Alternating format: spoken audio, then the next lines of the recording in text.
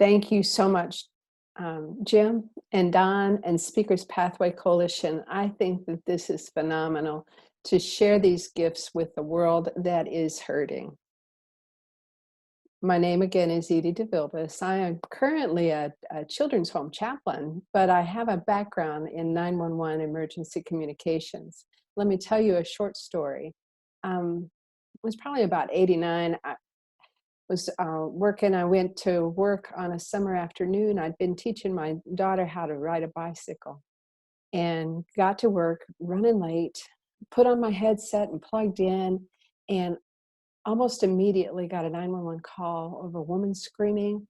It was really hard to get the information, but her daughter had been injured. And so we got the ambulance and the fire and the police rolling, and I went on to another call.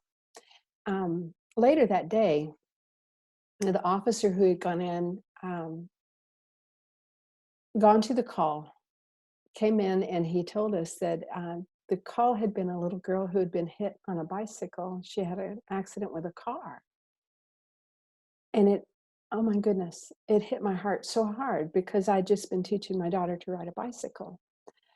That call and thousands of other calls built up in me and started making me more cynical, more cranky. I started gaining weight. Life got difficult. It resulted in family issues, ended up divorced, and ended up with family problems all over the place. And I actually ended up leaving the profession. And so I went and got help.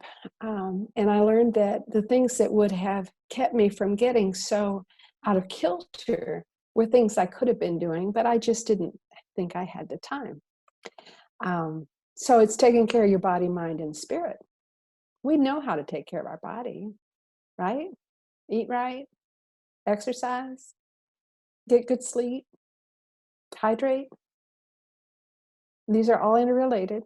And we know how to do that, sort of. We don't, but we know how. And so the strategy I'd like to offer you for that, for long term, is start now. Start small and start with one. So decide whether it's your body, whether it's your diet or your exercise or your sleep that you want to focus on, and focus on one. So to start small for your exercise, start with 5 minutes first thing in the morning. Just run in place. 5 minutes a day. Now, 5 minutes a day will not get you in shape, but 5 minutes a day for long enough will establish a habit of exercise, and then you can build on that. And that's what I mean by start small, because consistency matters. Now, to address our spiritual lives, again, let's start small. Spiritual connection is really, really important for our long-term well-being. If we're taking care of other people, we need to be centered. Now, I'm not going to tell you what to believe, but I do hope that you have some belief in something beyond. I think we're hardwired for it. And so the spiritual exercises, whether we have a belief system or not, are valuable. And so meditation is one of them. Now, when I first heard about meditation, it was from a friend of mine who meditated for 2 hours a day. I was like, no, that's not going to happen. But where I started was with sitting in silence for 5 minutes every morning. And that silent time has grown into a meditation practice. It took some time, but I'm up to 20 minutes every morning. I only notice the meditation practice if I don't do it. It's almost like dirty dishes. If I don't take care of it, then it's obvious. Reading spiritual literature or wisdom literature, the same thing. You practice 5 minutes. Or The third one is prayer or affirmation or something that you speak to be recentered. But I talked about in the moment strategies, and that's what I want to focus on. So we are in challenging times. Um, we've entered the great unknown. We don't know what the future holds. It turns out we always don't know what the future holds, but right now we know we don't know. And so it's disconcerting. Our lives are shifted. If we're honoring the stay-at-home order, our lives are shifted. If we are having to go to work, there's anxiety with that too. So I want to focus on mental health, mental well-being, and spiritual well-being practices. I'm going to give you 3 of each. Each of these practices will take less than 5 minutes. And with these, I want you to start now, start small, and start with 1, because these are practices. So if you don't have the habit, if it's not something that's a go-to, in the moment, it will be difficult to remember. And so these are valuable no matter when you do them, but they can definitely help in the moment of a stressful time. So our mental well-being can be negatively impacted by worry, by fear, and by anger. So let's talk about worry. The exercise that helps with worry is one I call write the screenplay. So when I find myself worrying about something, I imagine a movie that I have written. Now, I don't actually write it. That would take me 100 years. But I do imagine it. And so I put my lead character in the role that I have in this imaginary scenario that I am worried about. And I get that scenario as difficult as possible for that character. My hero goes through the fire, but I never, never leave her there, because I creatively imagine that she has the ideas. She has the resources. She finds the resources to cope with whatever scenario I have laid out for her.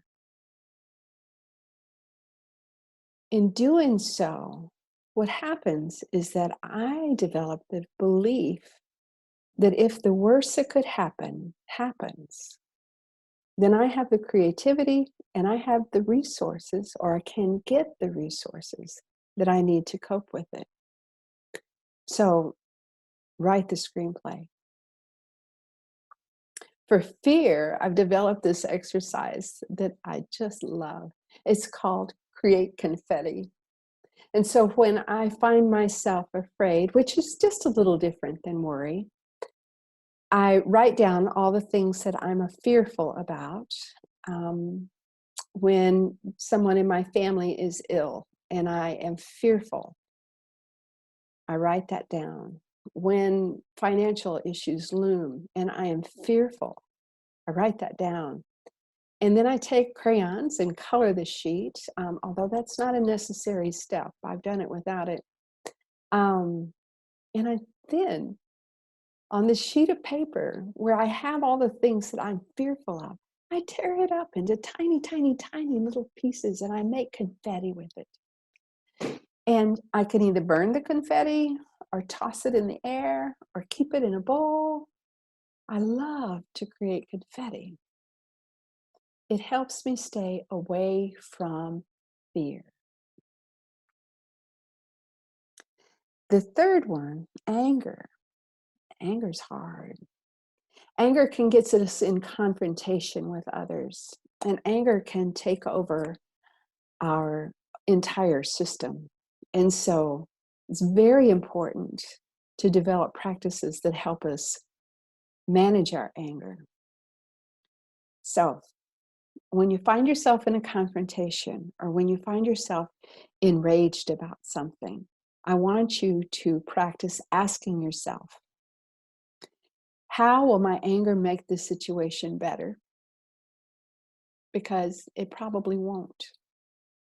And so if it won't, I want you to take a deep breath. Breathe in through your nose and out through your mouth. But when you breathe in through your nose, imagine breathing in calm. When you breathe out, imagine that you're breathing out dragon's breath. Let it be smoky and have a sulfur feeling or smell to it. Let it be ugly, gray, dark.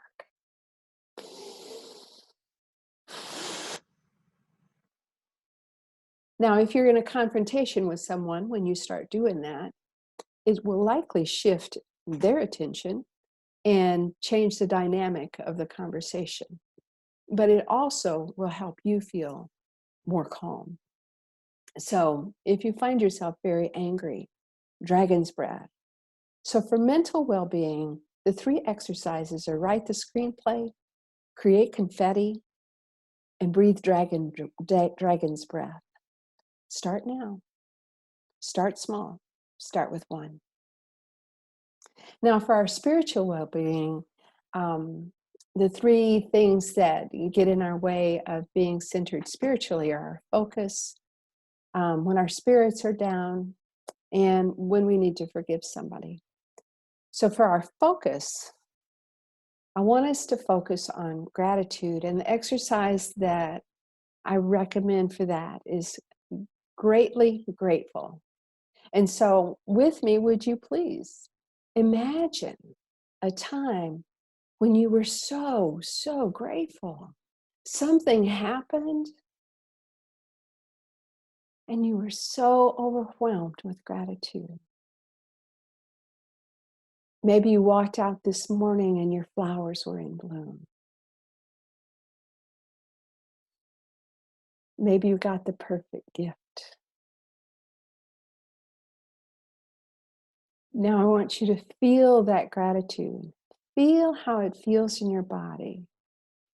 For me, my heart feels like it's getting enlarged. It feels like there's sparkles around it, and my lungs expand, and I cannot keep from smiling. Feel that gratitude for as long as you can stay with it. This will change our focus of our life. I really recommend starting with this practice. But there are 2 more.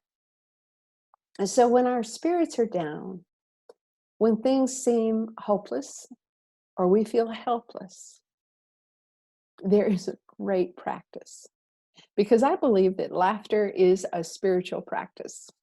So this one I want you to do with me. It's great fun. So when you find yourself in a poor mood, it's difficult to start. I promise you, because when you find yourself feeling helpless and hopeless, it's hard to remember, but practice, practice. So I want you to put your hand on your tummy and say with me, ha. And then again, ha, ha, ha. And again, ha, ha, ha, ha, ha. And then keep doing that until you really start to laugh. Ha, ha, ha, ha, ha. Ha, ha, ha, ha, ha. Ha, ha, ha,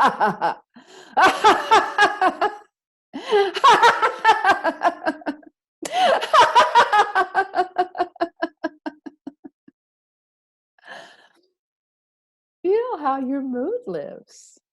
It is amazing. It connects us with what is joyful and good and wonderful in this life. Yes. So I call that one relish the ridiculous. Relish the ridiculous, because it really does seem like a ridiculous exercise. And when we relish it, it can be so beneficial, not just to us, but to those who are around us. Now, the third spiritual malaise that we run into is unforgiveness. When our feelings are hurt, when something is so terribly wrong in our lives that we harbor anger and pain, that can be very negative for us. And so this exercise requires imagination. I want you to imagine a chalk drawing on a sidewalk of the situation or person that has you in such pain. You can write down the words, you can draw the, the face of the person that you're upset with. And then I want you to get a hose in your imagination and spray it and wash it away. Watch the rivulets run. Watch it and know that anything that washes away so easily cannot continue to hurt you. So forgive with a power wash. Those three are greatly grateful, relish the ridiculous, and power wash. So I've given you 6 different tools to use. I want you to start now. Start small and start with one. Because our emotional, physical, spiritual well-being are vital to us being able to walk through this together and to the coming weeks and months. In a sense, no matter what our job, no matter what our role, we're all going to be caretakers. Our society is shifting in ways that we cannot imagine. The fallout from this is likely to be a lot of grief, a lot of fear, a lot of worry. We can do something, but we need to start now. Start small and start with one. So I want you to say this with me. Start now, start small, and start with one. Thank you for listening. Thank you for being here. And thank you for who you are. We need each other. We will get through this together. And thank you, Speakers Pathway Coalition, for allowing me to chime in and for sharing this with the world.